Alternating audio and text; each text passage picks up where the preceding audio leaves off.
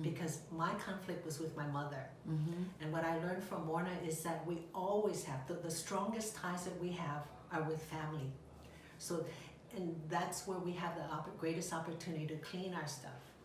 So I had a problem with my mother, and as I cleaned only on myself, because the problem and the conflict is my perception of what I feel that she wasn't seeing my point of view.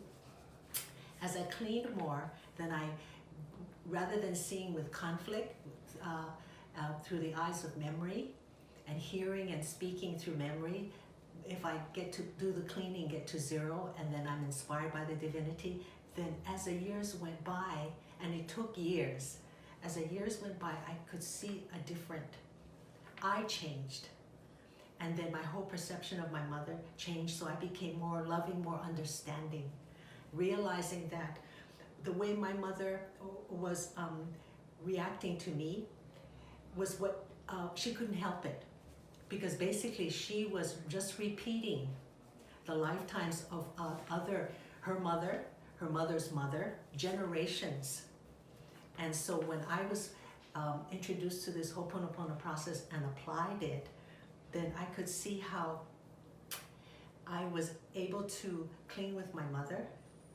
And then I could see toward the end, at the time when my mother was ready to transition, I was more compassionate, more loving, and that I became the mother for my mother. And then I had that opportunity to see that now I'm the mother, my mother needs care now. How am I going to treat her?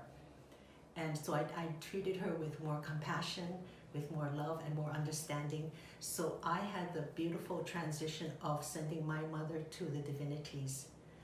My mother passed in my arms, and I was able to send her directly to divinity, and I think that is the most precious gift that I have, and I can only attribute that to by applying the Ho'oponopono process. So we have generations, we have lifetimes of these conflicts with parents, and many times the roles have changed.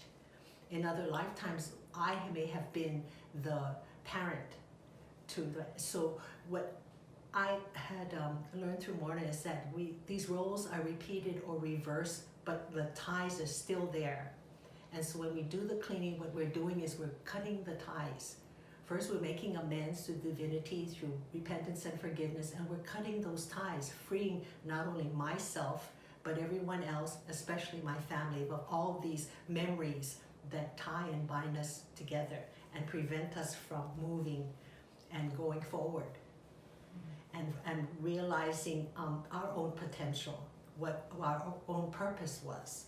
And that's through inspiration, not by how, many times you will see parents, whatever profession they are, they feel that their children should follow in that profession. And then I learned through Morna and applying with the Ho'oponopono process is that really the child should be allowed to its own identity unfold. And that is, for me, would be the greatest gift a parent could give to the child versus making a demands or predetermining who and how the child should be as an adult. And so I've been very grateful to have that experience.